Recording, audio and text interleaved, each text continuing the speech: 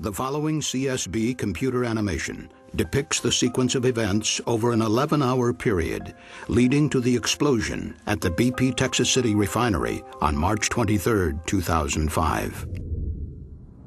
Several units at the Texas City refinery had been shut down for lengthy maintenance projects, which required nearly 1,000 contractors to be on site along with BP employees.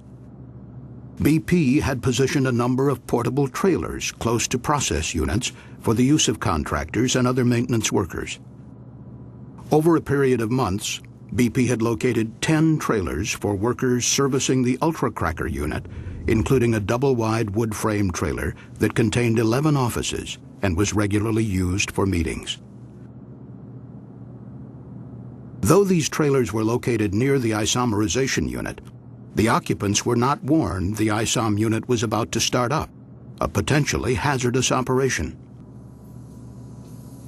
At 2:15 a.m. on March 23rd, overnight operators began introducing flammable liquid hydrocarbons, known as raffinate, into a 170-foot tall raffinate splitter tower used to distill and separate gasoline components. Near the base of the tower, there was a single instrument that measured how much liquid was inside. It transmitted this information to a central control room located away from the ISOM unit. But this level indicator was not designed to measure liquid above the 9-foot mark. During normal operation, the tower was only supposed to contain about 6.5 feet of liquid.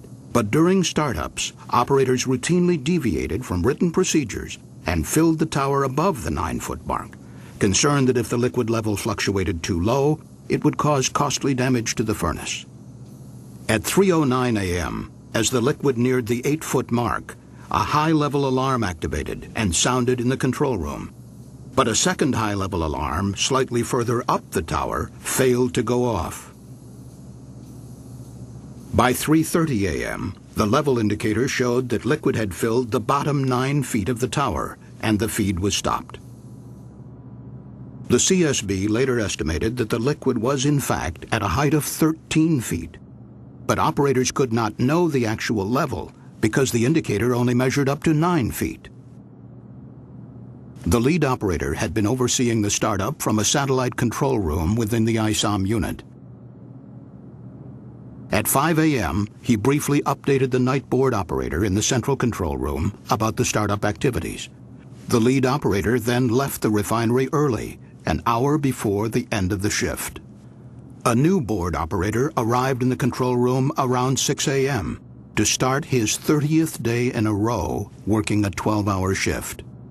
He spoke briefly with the departing night shift operator and then read the logbook to prepare for the startup. But the logbook did not clearly indicate how much liquid was already in the tower and equipment, and it left no instructions on routing of the liquid feed and products when the startup resumed.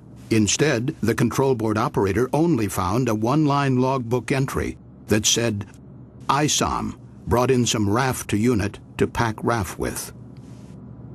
At 7:15 a.m., the day shift supervisor arrived. Because he was more than an hour late, he received no formal briefing from personnel on the night shift about conditions in the ISOM unit. At 9:51 a.m., operators resumed the startup. They began recirculating the liquid feed and adding more liquid to the already overfilled tower. As new feed was added, startup procedures called for regulating the liquid level in the tower using the automatic level control valve. But the board operator and others had received conflicting instructions on routing the product. As a result, this critical valve was left closed for several hours, blocking the flow of liquid from the tower. A few minutes later, operators lit burners on the furnace to begin heating up the feed, part of the normal startup process. While the startup was underway, the day supervisor left the refinery on short notice just before 11 a.m. to attend to a family medical emergency. Contrary to BP's own procedures, no experienced supervisor was assigned to replace him. This left a single control board operator, now without a qualified supervisor, to run 3 refinery units, including the ISOM unit, which needed close attention. The refinery had eliminated a second board operator position following corporate budget cuts in 1999 after BP acquired Amoco. As the startup continued, the tower steadily filled with liquid, reaching a height of 98 feet shortly before noon, more than 15 times the normal level. But the improperly calibrated level indicator told operators in the control room that the liquid was at 8.4 feet and gradually falling. Furthermore, the control panel was not configured to clearly warn operators of the growing danger. It did not display flows into and out of the tower on the same screen, nor did it calculate the total liquid in the tower. Meanwhile, the maintenance contractors, who were not involved in the operation of the ISOM unit, left their work trailers to attend a company lunch, celebrating a month without a lost time injury. At 12:41 p.m., an alarm activated as the rising liquid compressed the gases remaining in the top of the tower.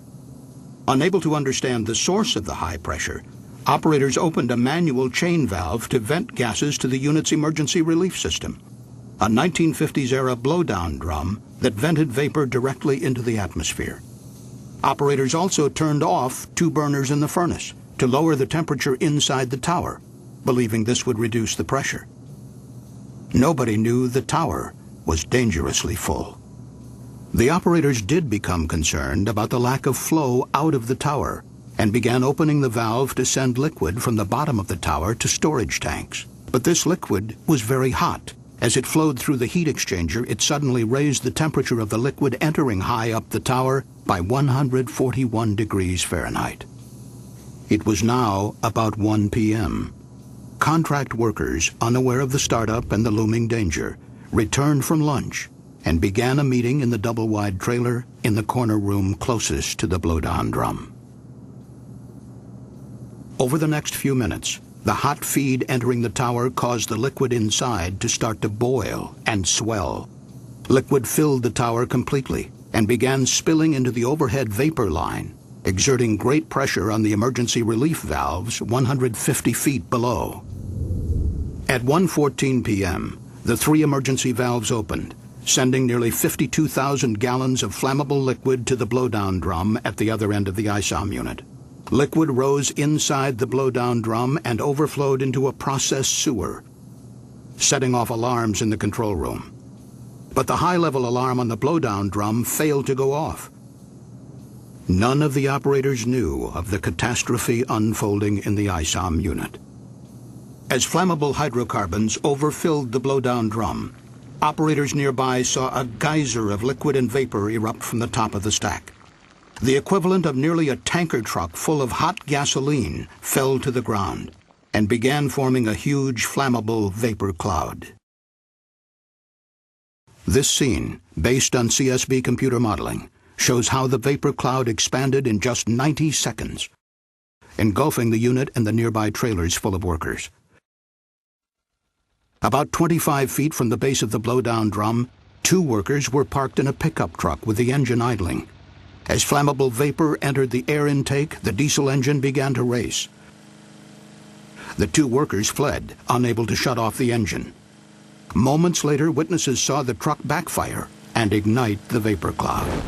Powerful explosions swept through the area. Computer modeling shows how the blast pressure wave accelerated through the ISOM unit, causing heavy destruction and igniting fires throughout the area. The workers inside the trailers were right in the path of the explosions. The fires continued to burn for hours. 12 of the 20 occupants of the double-wide trailer were killed, along with 3 workers in a trailer nearby. Dozens of others suffered serious burns, fractures, and other traumatic injuries. The wood and metal frame trailers were blown apart by the blasts. Firefighters struggled to rescue the injured and recover the victims. 50 large chemical storage tanks were damaged, and the ISOM unit remained shut down for more than 2 years.